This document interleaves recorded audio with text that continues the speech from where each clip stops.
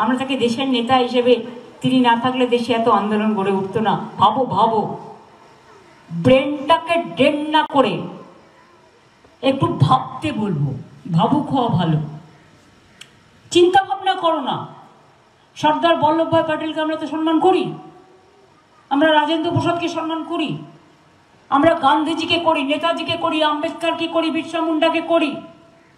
তোমরা কেন রবীন্দ্রনাথকে সম্মান করবে না? তোমরা কেন নেতাজিকে করবে না?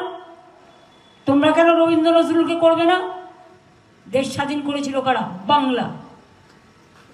নবজাগরণ করেছিল কারা? বাংলা। বাংলা না থাকলে দেশটাই স্বাধীন হতো না। কাজেই মনে রাখবে, আগুন নিয়ে খেলতে গেলে আগুনটা কিন্তু নিজের গায়েও লাগতে পারে। আর দেশ যদি একবার ভাগ হয়ে যায় তাহলে কিন্তু আর ঐক্যবদ্ধ করা যাবে না।